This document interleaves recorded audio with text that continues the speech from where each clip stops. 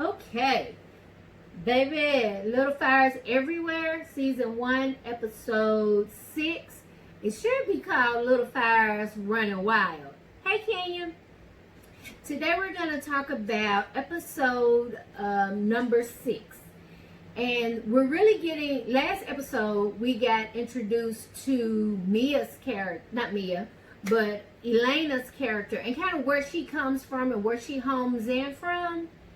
And so this episode, we're going to see a little bit more about Mia's background and where she's from, what molded her into what she is, and what she has going on. So the episode starts out in 1981. And Mia is sitting at the table with her parents, her father and mother, and Warren, her brother. Hence, remember, Mia Warren, she named herself after her brother. And we see that it's a young Mia, and she's getting ready. Her and her brother are going in two different paths. Her brother is hoping to get into the NFL, and Mia is hoping to get into college. So it's funny. Her mom starts to do a prayer, and she does this prayer about getting her son into the NFL so he can have the life that he's always wanted, and so that one of their children will be successful. I was like, okay, Mama, you doing too much. So we can tell right there that Mia and her mom probably has a shaky relationship. So because of the way her mom kind of projected that prayer towards her, but we all understand how mothers and daughters are. So we can see that Mia and her brother are really, really close, because Mia is preparing to go off to art school in New York, and her mother and father are totally against it. They like, girl, you trying to go run off and be an artist. Nobody has time for that. You're wasting time, money, and energy. Where you going to get this money from, do all this? And so Mia's kind of determined. And so her brother has been saving up for a car. So the money that he has saved up for a car, he offers it to his little sister. And he tells her, take care of yourself. And I thought that was really, really sweet. And so Mia, she goes off to college. And she goes to NYC University. And she meets a teacher, Pauline. Pauline is played by Anika Noni Rose. And you can kind of sense some type of chemistry or attraction between them two. And so she ends up kind of taking Mia under her wings. She introduces Mia to a different lifestyle, a lot of partying, drugs, free living, being free with yourself, and enjoying oneself. And so when she takes Mia under her wings, you can kind of see, I immediately was like, please don't let this lady take advantage of her. You know, she's young. You know how we are when we go off to college. We think we know everything. We're young, we're happy, we're energetic, we're vibrant. We're trying to do this and do that, and you can't tell us anything. So she really trusts Pauline. So she takes her under her wing, and they go back to Pauline's home, and she doesn't have a shirt or clothes to put on, and Pauline gives her this shirt, and I'm like, wait a minute, you don't have anywhere to stay? Are you homeless? And so from there, you can see the friendship / relationship starts to develop, I would say. So you have a young Mia and an older lady, Pauline, who's her teacher, who's supposed to be her mentor, but she is, that's going to get complicated, I believe.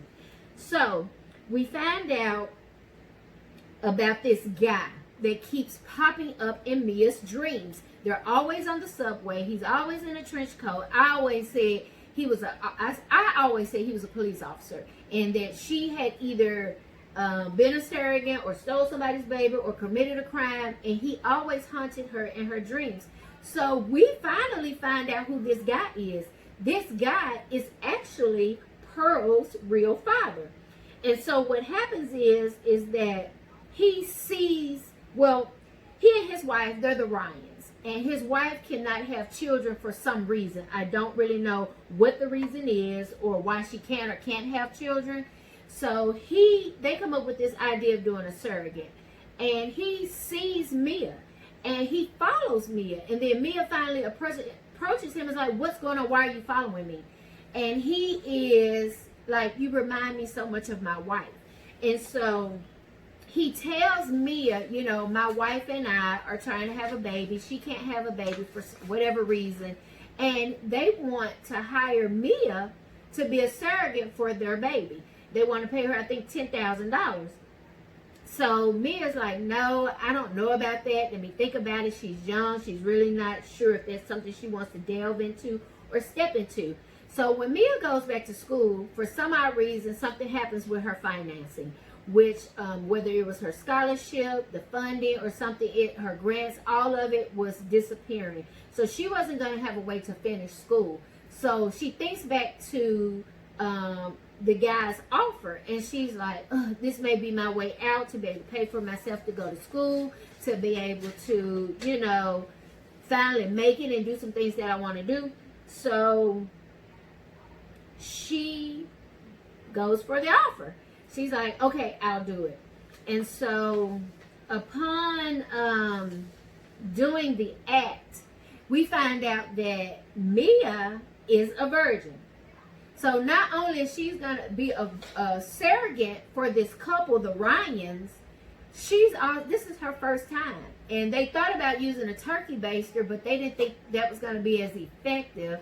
And then it's like, your first time is actually getting up on $10,000 to pay for your way in school. And then it was creepy because the wife was like, she was like, this is my first time. And the wife was like, do you want me to help you? And I was like, help her? What? Ew, gross. I get it. I understand. But I was like, okay, these are back in the 80s. I get it. You don't have the money to really do it. I don't know how in vitro was working back then, but the wife was like holding her hand, and then it kind of goes off. So you could just imagine it was like your first time. Then you're, getting ready to carry somebody's baby, and then it's a threesome. So the whole situation was a big X, and it was all the way wrong. And I'm sure to some degree it was traumatizing for Mia. So when we move forward after this, and Mia is pregnant. So her brother Warren comes up to visit her to check on his sister to see how she's doing. And he sees that she's pregnant. And she was like, it's not what you think, And he also meets Pauline at the same time. And so the brother was like, what's going on? You're pregnant. And what's going on with you and this chick? Y'all kind of have this close bond relationship. And Mia is like, oh, it's not what you think. It's nothing like that. And she explains to him what's going on.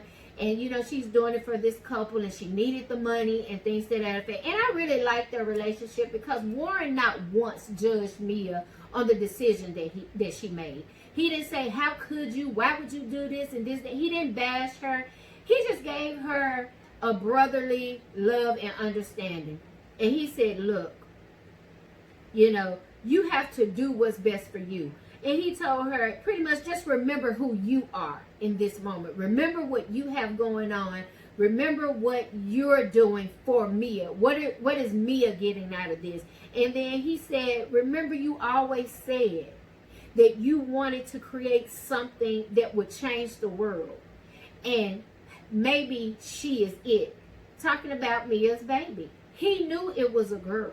And instead of him bashing her and making her feel bad about the decision, he just planted back into her what she had been trying to grow all along, which was to have something or to be someone in this world that means something, or to deliver to this world somebody or something that will make a difference. And I thought that was really powerful because even in the Black families, a lot of times we don't get the encouragement to do the things that we should do. We'll be bashed for being an unwed mother or a single mother before you have that one aunt or that one godmother or that one sister or brother that'll come in and say, you can do what you want to do. This is your world, your life. You have to live it. You only get one. You do what's best for you. And I just really thought that was powerful. It rang deep into the South on how we always have to just suck it up.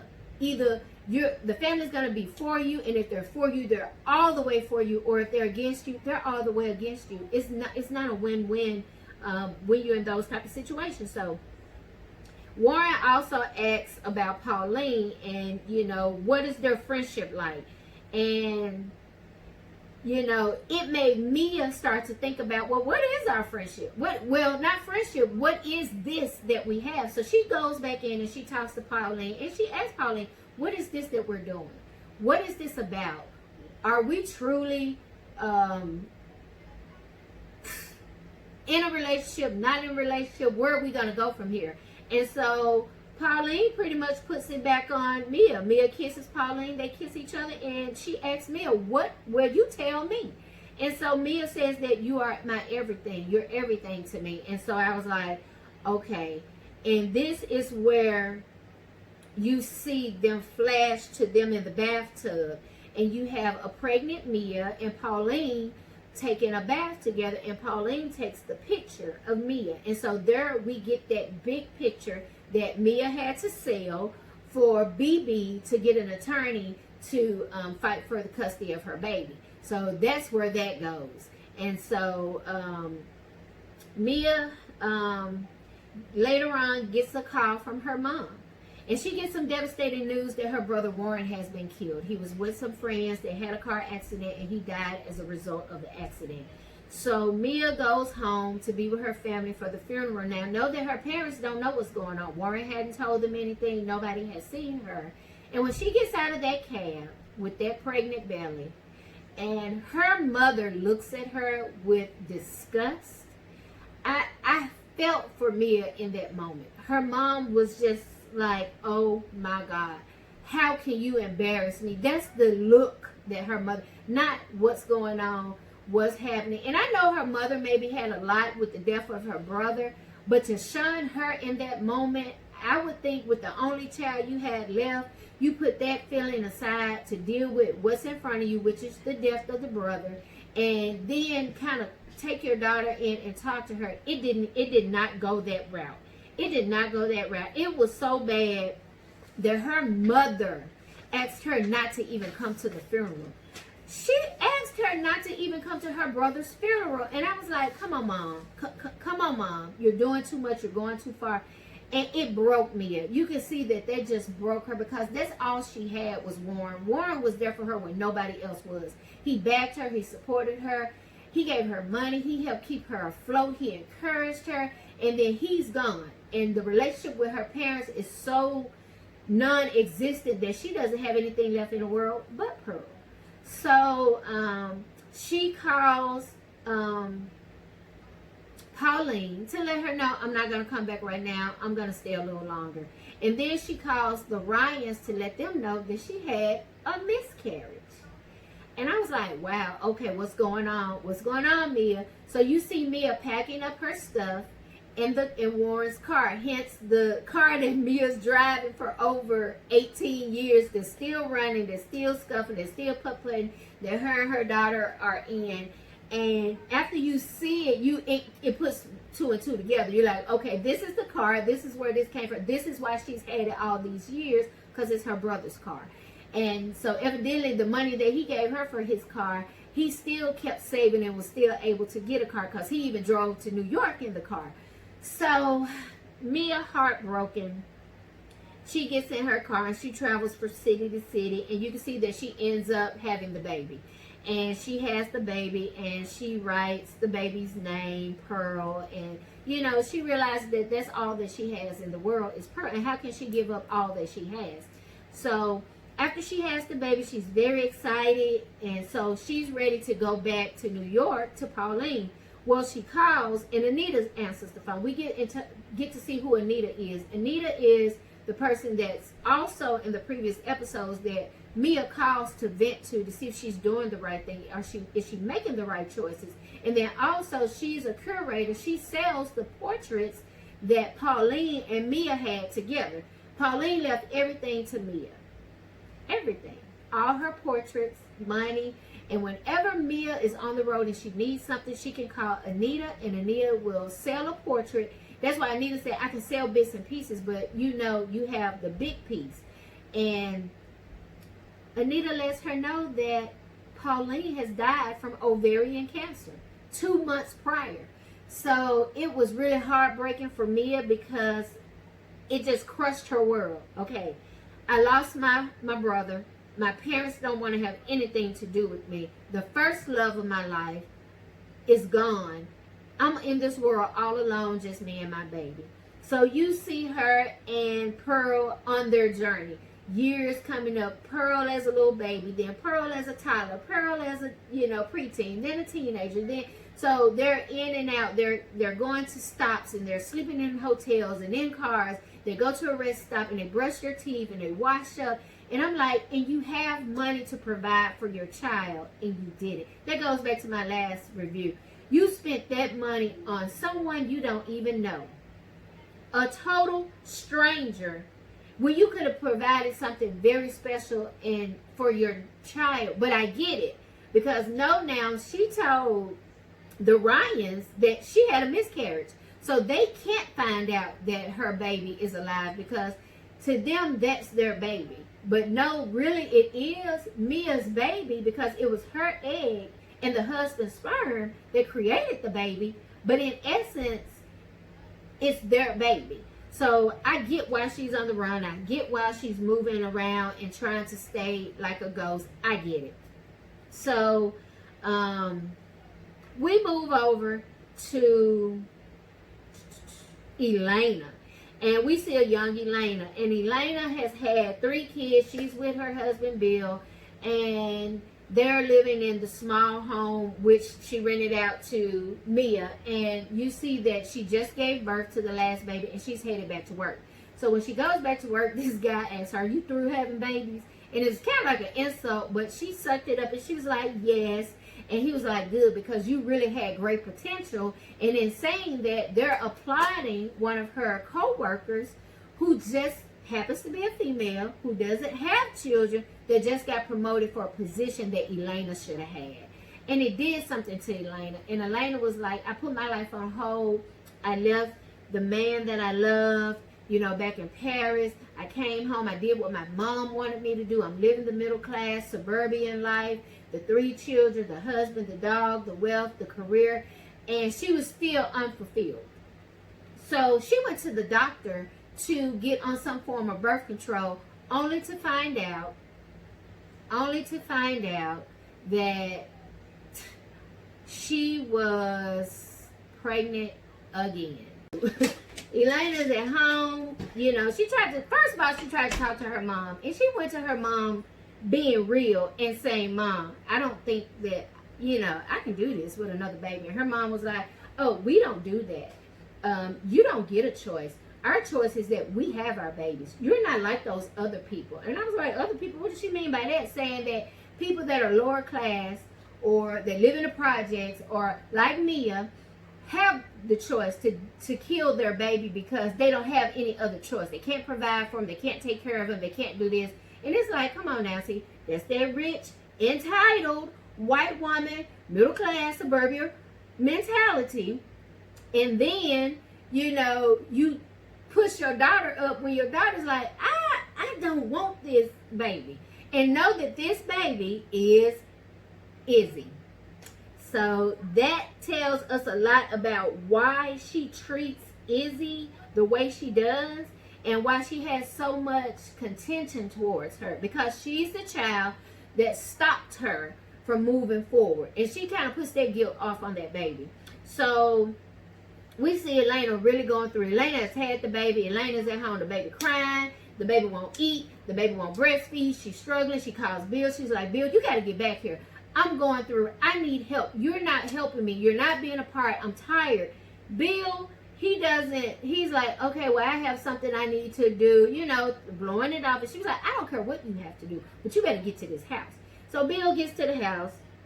And when Bill gets to the house, she just says, "I'm out." He was like, "What do you mean you're out?" She's like, "I'm going to buy a pacifier." And he was like, "What am I supposed to do?" She was like, "Deal with it." And she left. And she called her old flame and told her she needed him. And look, for some reason, When Elena calls, he comes running. So I was like, don't do it. Don't do it. Don't do it. But she called Jamie, and Jamie drove 6 hours to get to Elena. He drove to get to his girl because he still loves Elena. And they meet up, and they're stressed. And, well, she's stressed. She's crying. He was like, look, just sit down, relax. He buys her a drink. He gives her something to eat.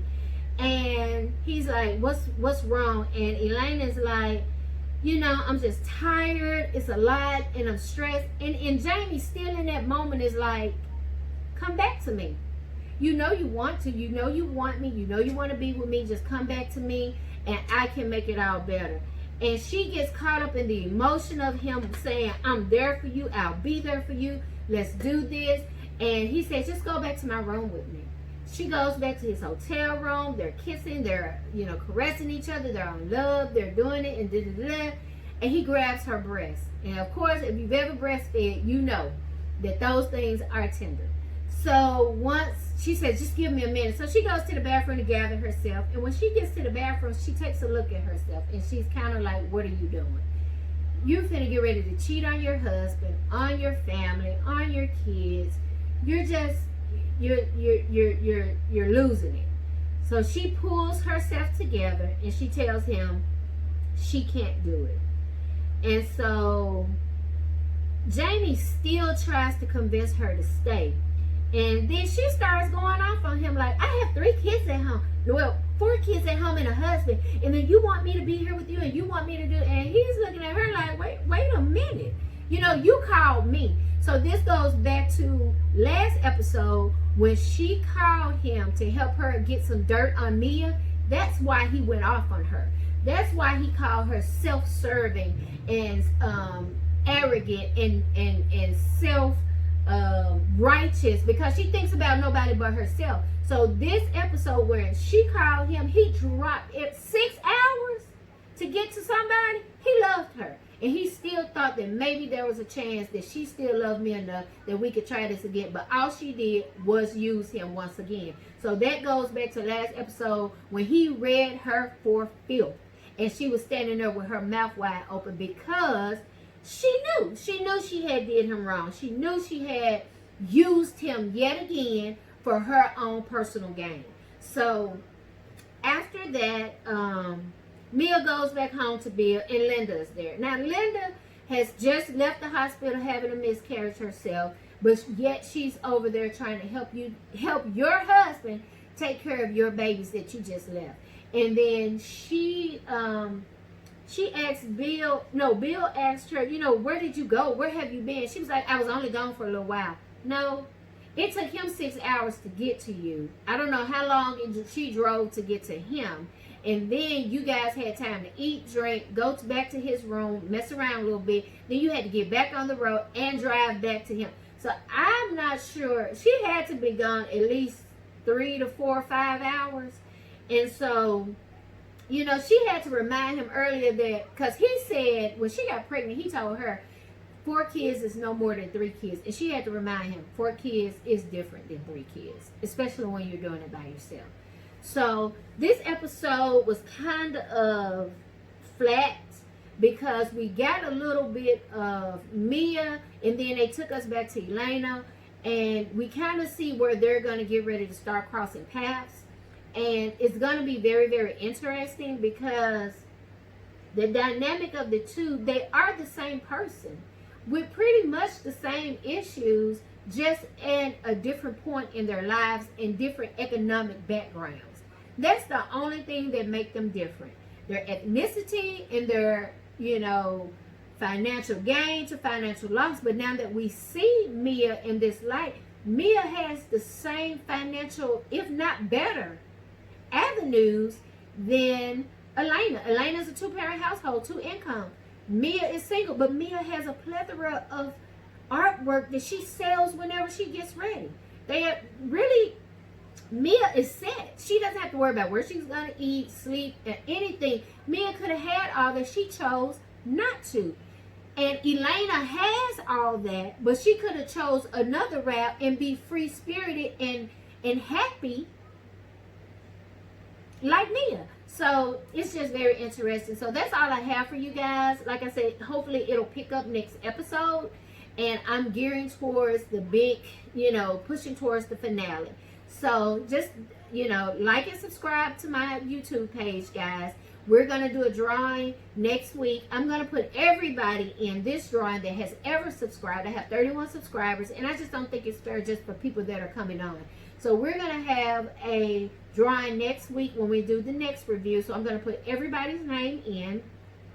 But like I said, just thumbs up this video, like and subscribe to my YouTube page, Creative Concepts. Also, you can visit my website for any creative ideas or events that you're planning during this COVID-19 or in the future at www.creativeconcepts-events.com.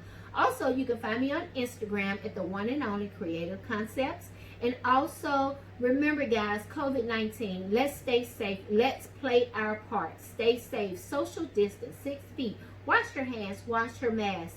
Here in Memphis, we're starting to open back up. So let's be mindful of those that are in our space and the space that we're in when it comes to others. So thank you guys for watching. We didn't have any questions or comments tonight, but that's fine. I want to thank everybody that tuned in, and I hope you enjoyed this, and I'll talk to you soon. Bye-bye.